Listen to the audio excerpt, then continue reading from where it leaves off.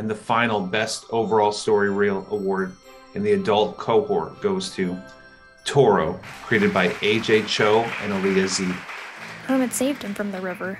Toro asked why Hermit would do that after the way Toro treated him, and Hermit replied, "Better a rock with a flaw than a diamond without," before they continued their journey.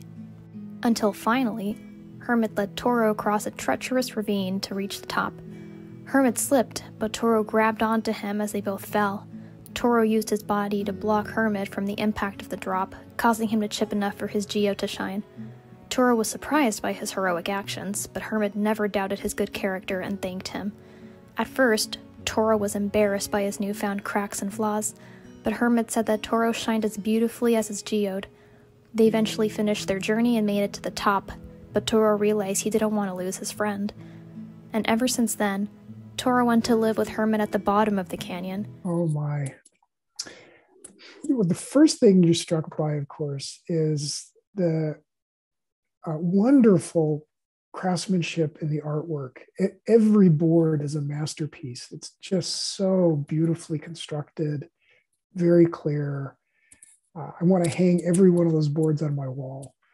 A lot of the other rocks that Toro looked down on were smooth, and yet he had these sharp angles, which also conveyed to me sort of a sense of immaturity, like they had been around a lot longer and had been bounced around in the water, perhaps. And so he seemed a little bit younger. And then through the story, his arc is just so amazing. This is one of the best character arcs I think we've seen. He clearly grows, and him cracking seems to not only kind of point at imperfection being beautiful, but it also pointed to inner beauty. The fact that he was a geode on the inside, I thought, was really just a wonderful metaphor. And then finishing with the theme of inclusion just makes this a really deep and powerful story. I can't say enough good things about it.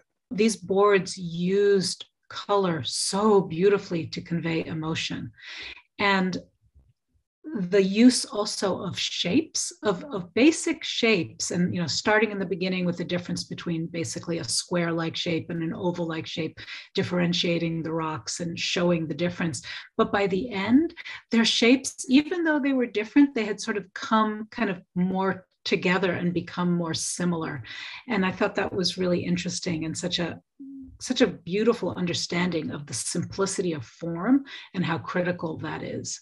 Yeah, a character arc like that in such a short amount of time was spectacular. Great job.